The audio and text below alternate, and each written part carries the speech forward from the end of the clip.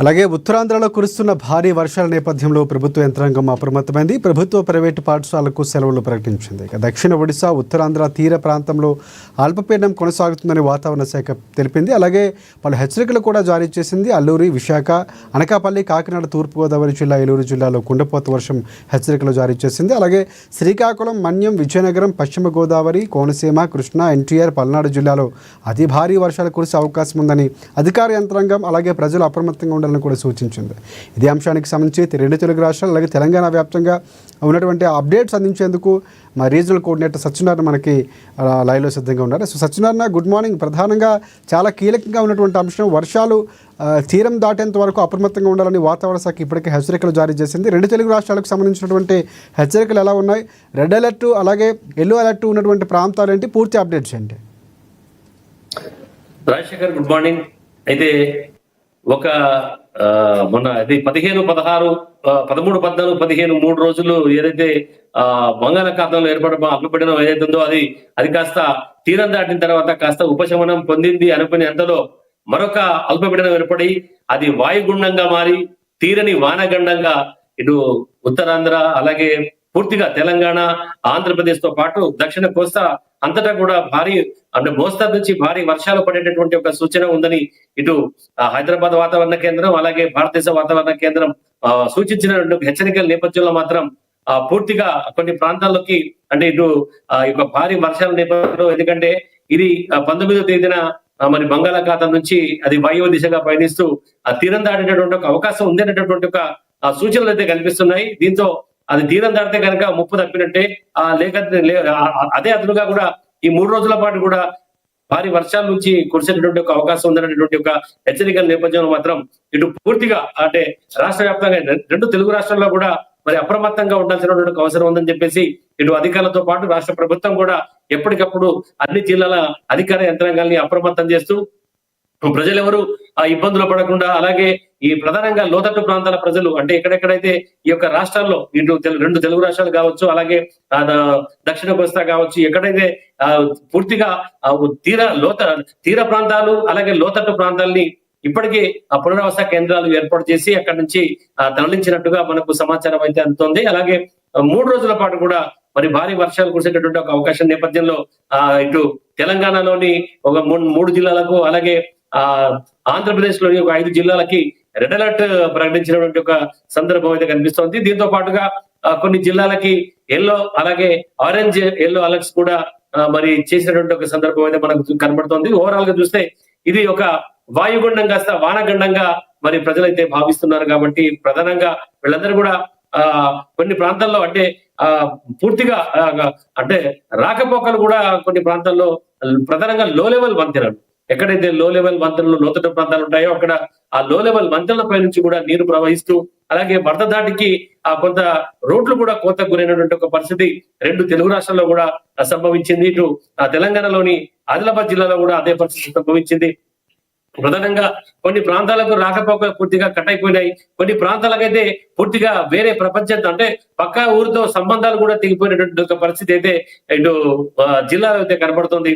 Overall గా చూస్తే మటుకు ఈ యొక్క వాయుగుండం అంటే 18 3 రోజుల పాటు వచ్చినటువంటి ఒక వర్షాల నేపథ్యంలో మాత్రం ఖచ్చితంగా ఇటు రెండు తెలుగు రాష్ట్రాలతో పాటు ప్రజలందరూ కూడా అప్రమత్తంగా ఉండాలనేటటువంటి ఒక ఆదేశాల్ని ఇరు రాష్ట్ర ప్రభుత్వాలు కూడా ఎప్పటికప్పుడు పరిస్థితులు ప్రధానంగా ఇప్పుడు వరకు కొంతవరకు తెలంగాణకు కొన్ని ప్రాంతాలకు ఊరట లభించింది. ఎందుకంటే ఉత్తరాంధ్రలో ప్రధానంగా ఒరిస్సా తీరంలో అక్కడ తీరం దాటపోతుంది కాబట్టి కొంతవరకు ఇబ్బంది లేనటువంటి పరిస్థితిగానే భావించాలా. ప్రస్తుతం అక్కడ పరిస్థితులు చక్కబడ్డాయి. ఆదిలాబాద్ లాంటి ప్రాంతాల్లో రాకపోకలకు కూడా అంతరం ఏర్పడింది.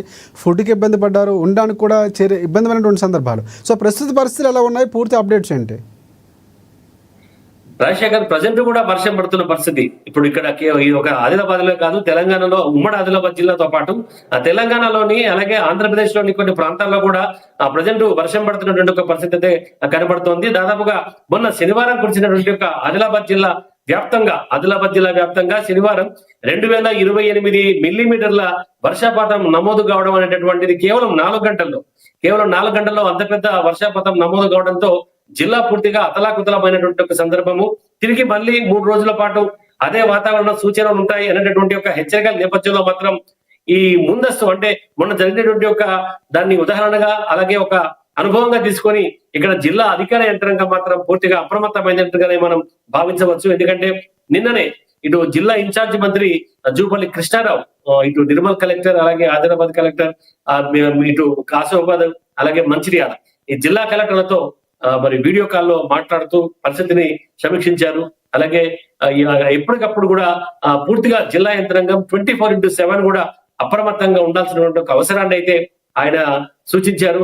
ఆ తర్వాత ప్రజలెవరు ఇటు ప్రధానంగా ఇటు ఏవైతే జలాశయాలు ఉంటాయో, ఆ తర్వాత ప్రాజెక్టులు, తర్వాత నదులు, నదీ పరివాహక ప్రాంతాలు, ప్రాజెక్టు పరివాహక ప్రాంతాలకి ప్రజలకు ఎవరు కూడా సందర్శన కోసం, ఎందుకంటే మనం నిన్న రీసెంట్ గా చూసాం నిర్మల్ అంటే ఉమ్మడి ఆదిలాబాద్ జిల్లాలో ఉన్నటువంటి ఒక ప్రధాన జలాశయం కడెం ప్రాజెక్టు సందర్శనకు వెళ్లి మరి ఒక వ్యక్తి గల్లంతు కావడం, నిర్మల్ జిల్లాకు సంబంధించిన ఒక వ్యక్తి గల్లంతు కావడం, గేట్ల దగ్గర పడిపోవడం, అందుకోసం నిన్న పూర్తిగా యంత్రాంగం అంతా కూడా అప్రమత్తమై ఇటు జిల్లా కలెక్టర్, తర్వాత అభిలాష్ అభినవ, అలాగే ఎస్పీ జానకి షర్మిల, అలాగే ఉమ్మడి జిల్లా స్పెషల్ ఆఫీసర్ హరికిరణ్ వీళ్ళందరూ కూడా ప్రమాద స్థలం దగ్గరికి వెళ్లి అక్కడ ఉన్నటువంటి ఒక నిన్న వాన తగ్గుముఖం పడడంతో పూర్తిగా గేట్లన్నీ కూడా మూసేసినటువంటి ఒక పరిస్థితి.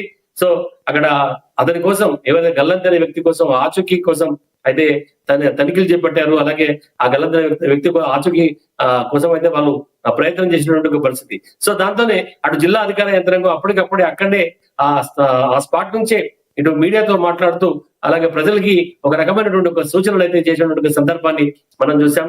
మన ప్రధానంగా ప్రజలు ఈ తీర ప్రాంతాల్లో ఉన్నటువంటి ప్రజలు, నదీ పరివాహక ప్రాంతాల్లో ఉన్నటువంటి ప్రజలు ఎవరు కూడా ఆ సందర్శనకు రావద్దని చెప్పేసి చెప్తున్నారు. ఒకవేళ వచ్చినా కూడా దూరం నుంచి సందర్శించి వెళ్ళాలి, కానీ అత్యుత్సాహంతో ప్రాజెక్టు దగ్గరికి వెళ్లి సెల్ఫీలు దిగుదామని చెప్పేసి దగ్గరికి వెళ్లి ప్రాణాల మీదకి తెచ్చుకోవద్దు, అలాగే కుటుంబాలకు కూడా విషాదం నింపేటటువంటి ఒక పరిస్థితి కల్పించవద్దని చెప్పేసి ఇటు హరికిరణ్ అలాగే జిల్లా కలెక్టర్ కూడా సూచించినటువంటి పరిస్థితి మనకు నిర్మల్ జిల్లాలో కనబడుతోంది. ఎందుకంటే ఒక నీళ్లను అంటే ప్రధానంగా అంత ఎత్తు నుంచి పారుతున్నటువంటి ఒక జలాశయాల్ని చూసి ఉబ్బి తప్పిపోయి అక్కడికి దగ్గరికి వెళ్ళాలి, సెల్ఫీ దిగాలనేటువంటి ఒక ఉత్సాహం అయితే చాలా మందిలో ఉంటది. కాబట్టి సందర్శకులు ప్రధానంగా ఇలాంటి సందర్శనకు వస్తుంటారు. ఇటు జలపాతాల వద్ద కూడా అదే పరిస్థితి కనబడుతుంది. జలపాతాల సందర్శనకు ప్రధానంగా శనివారం, ఆదివారం 2 సెలవు దినాలు కావడంతో యువత ఎక్కువగా ఈ సందర్శనకి పోటెత్తుతుంటారు. కాబట్టి ప్రధానంగా ఈ 3 రోజుల పాటు మాత్రం ఎట్టి పరిస్థితుల్లో కూడా అలాంటి సందర్శనకు రావద్దని చెప్పేసి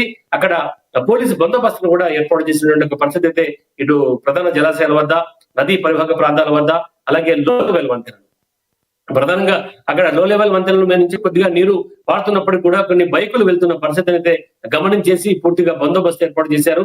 అలాంటి వంతెనలపై నుంచి ఎవరు కూడా వెళ్లకుండా జాగ్రత్తలు అయితే తీసుకున్నారు.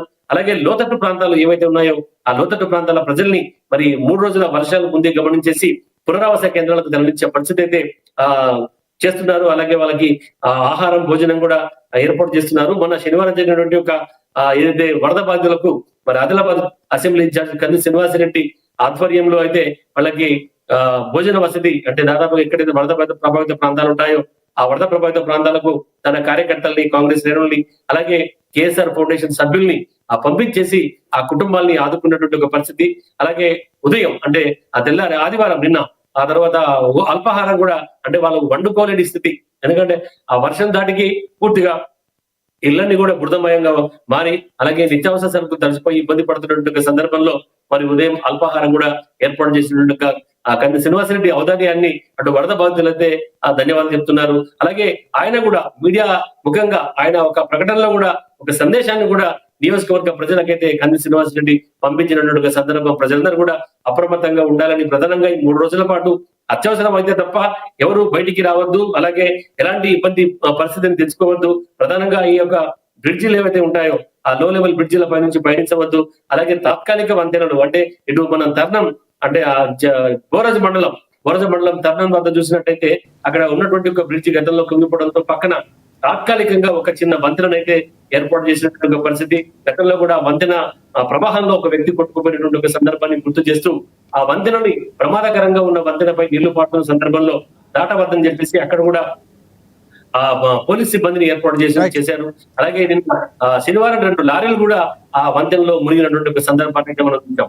ఇవన్నీ కూడా దృష్టిలో పెట్టుకొని మరి జిల్లా అధికార యంత్రాంగం మాత్రం ఎప్పటికప్పుడు పరిస్థితిని అయితే పర్యవేక్షిస్తుంది. ప్రజెంట్ కూడా ఒక మోస్తరు వర్షం అయితే ఆదిలాబాద్ జిల్లా వ్యాప్తంగా కురుస్తుంది కాబట్టి మరి ఇప్పటికే అధికారులు కూడా నిన్న ఆదివారం ఇటు కలెక్టర్, ఎస్పీ, ఆ తర్వాత మిగతా అధికార యంత్రాంగం, ఇటు ఇరిగేషన్ శాఖ, వ్యవసాయ శాఖ వీళ్ళందరూ కూడా చాలా అప్రమత్తమయ్యారు. అక్కడ ఏదైతే మునిగినటువంటి అంటే వరద ప్రభావిత ప్రాంతాలని వాళ్ళు సందర్శించి అక్కడ ప్రజలు ఎలాంటి ఇబ్బందులు పడుతున్నారు, ప్రజలకు ఏ ఇబ్బందులు ఉండే వాళ్ళు తెలుసుకున్నారు, వాటిని ఆ ఇబ్బందుల్ని గట్టెక్కించే పరిస్థితిని కల్పిస్తున్నారు. అలాగే ఈ ప్రధానంగా ఈ యొక్క వర్షాల కారణంగా కొన్ని ప్రాంతాలు, లోతట్టు ప్రాంతాల ప్రజలకైతే ఇటు జలుబు, జ్వరం అలాంటి దగ్గుతో ఇబ్బందులు పడుతున్న పరిస్థితిని గమనించి ఎక్కడెక్కడైతే అలాంటి లోతట్టు ప్రాంతాలు ఉంటాయో ఆ ప్రాంతాల వద్ద మెడికల్ క్యాంపులు కూడా ఏర్పాటు చేసి వృద్ధులకి, ప్రధానంగా పిల్లలకి అయితే మందులు అంటే పరీక్షలు చేసి మందులు అందించిన పరిస్థితి కూడా జిల్లాలో మనం చూస్తాం. అంటే ఇటు మంత్రులు, రాష్ట్ర ప్రభుత్వం ఆదేశాల ప్రకారం తెలంగాణ వ్యాప్తంగా రాష్ట్ర ప్రభుత్వం ఇస్తున్నటువంటి సూచనలు తీసుకుంటూ జిల్లా కలెక్టర్లు, అధికార యంత్రాంగం మాత్రం పూర్తిగా అప్రమత్తంగా ఉన్నట్టుగానే మనం భావించాలి. ఎంత విపత్కర పరిస్థితి ఎదురైనప్పుడు కూడా తామంతా సిద్ధంగా ఉంటామని చెప్పి thanks for updates Satyanarayana. Yes, మనం ఒకసారి వరంగల్ వెళ్దాం. వరంగల్ నుంచి మా ప్రతినిధి మౌనిష్ మనకి లైవ్లో సిద్ధంగా ఉన్నారు మనకి అప్డేట్స్ అందించేందుకు. ఎస్ మౌనిష్, చెప్పండి.